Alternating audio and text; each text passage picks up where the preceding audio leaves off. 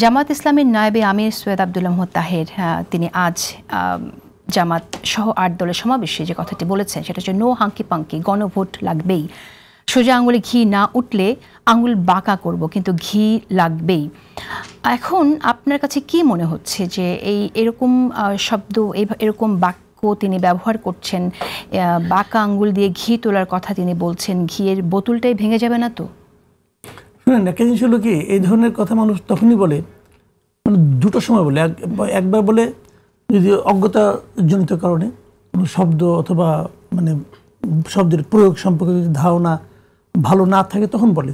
আবার অনেক সময় বলে অতি আত্মবিশ্বাস যখন হয়ে যায় যে আমি যা কিছুই বলি সবাই হাততালি দিবে, এরকম আত্মবিশ্বাস যখন হয় তখন আবার এই ধরনের কথা অনেকে বলেন। এখন উনি ঠিক কোন কারণে বলছেন নাকি উভয় কারণেই বলছেন সেটা উনি ভালো বলতে পারবেন। বাট আমার কাছে একজন সাধারণ মানুষ হিসাবে, একজন মানে পত্রিকার পাঠক হিসাবে অথবা দর্শক হিসাবে আমি এটা এনজয় করি নাই, আমার কাছে ভালো লাগে নাই। কারণ উনি কিন্তু দলের সহসভাপতি, মানে নায়েবে আমির মানে সহসভাপতি। তো উনি ওনার দলের সেকেন্ড পার্সন আমি ধরতে পারি, খুব গুরুত্বপূর্ণ একজন ব্যক্তি। এবং বিভিন্ন সময় যখন নাকি ওনার দল যখন আপনার প্রেসের মুখোমুখি হয়, সাধারণত উনি স্পোক্স পার্সনের মতো কাজ করেন। যে ওনাকে কথাবার্তায় শব্দ চয়নে আমি মনে করি যে আরেকটু সতর্ক হওয়া উচিত। আমরা যারা মনে করেন আপনার রাস্তাঘাটে চলাফেরা করেন, আমাদের ওরকম না হলেও চলে, কিন্তু ওনার হওয়া দরকার। কারণ ওনারা তো ক্ষমতায় যেতে চাচ্ছেন, ওনারা ভাবছেন ওনারা ক্ষমতায় যাবেন।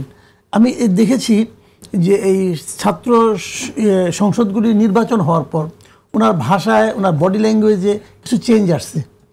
এর মধ্যে আমি একে দেখলাম ওনার এলাকার লোকজনের সামনে উনি বক্তৃতা দিচ্ছিলেন, সেখানে ওনার এই ধরনের কথাবার্তা এবং বডি ল্যাঙ্গুয়েজ কিছু চেঞ্জ আসছে।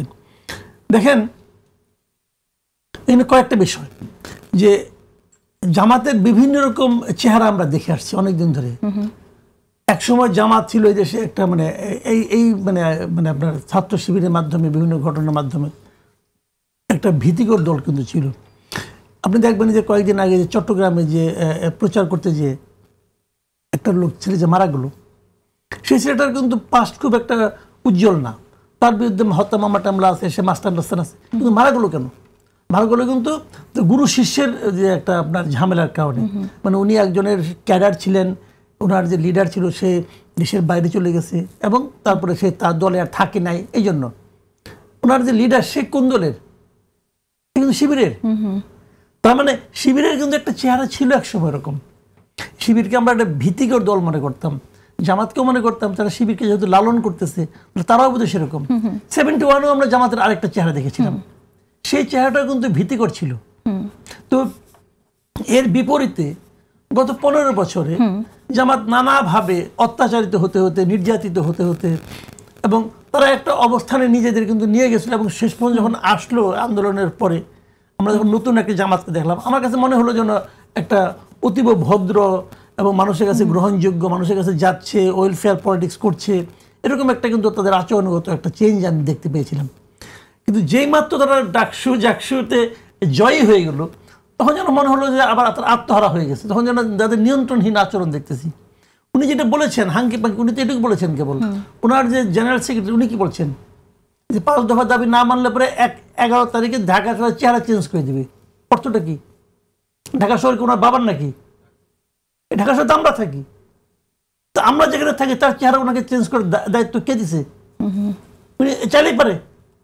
তো এই যে কথাগুলো, এই যে আচরণগুলো, এই কথাগুলো যে মনোভাবের কারণে ভেতর থেকে আসে, সেই মনোভাবের থেকে কিন্তু হাঙ্কি পাঙ্কি আসছে।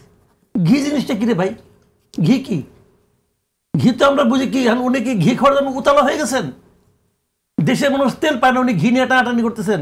আবার আঙুলও বাঁকা করবেন, ওটা কিন্তু বুঝেন, বোতলের মধ্যে আঙুল ঢোকানোর পরে বাঁকা করে আঙুল কিন্তু বের করা যাবে না, আটকে যাবে, ওটা বুঝেন? এগুলি বোঝা দরকার। আমি ওনার সিনিয়র লিডারদেরকে বলবো, যারা বেশি কথা বলে না তাদের একটু আপাতত কিছুদিন ঘরে রাখেন। সামনে কিন্তু ইলেকশন, মানুষ কিন্তু একটা শব্দ থেকে সিদ্ধান্ত নেয়।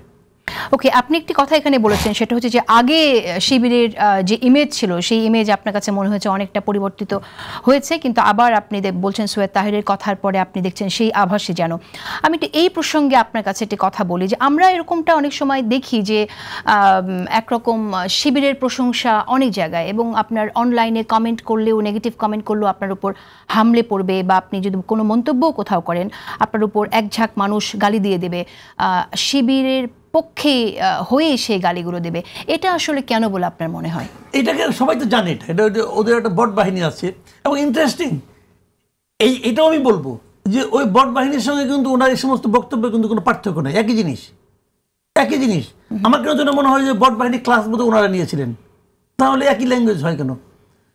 ওরা যে কথাগুলি বলে, যে কোনো একটা কথা বললেন, শিবিরে একটা সমালোচনা করলেন, জামাতের একটা সমালোচনা করলেন, যে ল্যাঙ্গুয়েজে তারা কথা বলে, তো এটা তো কোনো মানে আপনার ভদ্রলোকের ল্যাঙ্গুয়েজ হতে পারে না। তো অভদ্রলোক তো মুসলমান হয় না। ইসলাম ধর্মটাই তো ভদ্র ধর্ম, তাই না?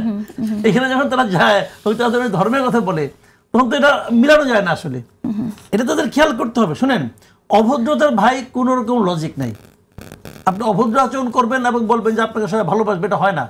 এবং কি ওনার যারা বিদেশি যে আছে, এই আপনার শাখা প্রধান আছে, আমেরিকা একজন আছে নাকি, জামাতের কি আমেরিকা শাখা প্রধান ইলিয়াস হোসেন নাকি একজন আছেন, ওনার ভাষা দেখেন। ঠিক, জামাতের শাখা প্রধান বলছেন, ওনার দেখেন ভাষা, কি ভাষা সে কথা বলে, ওটা শুনেই বোঝা যায় যে এটাই জানি জামাত। ওনার জামাতেরও উচিত। আবার এটা বলেন যে আমি কেমনি করে বললাম, আমি তো দেখি নেই।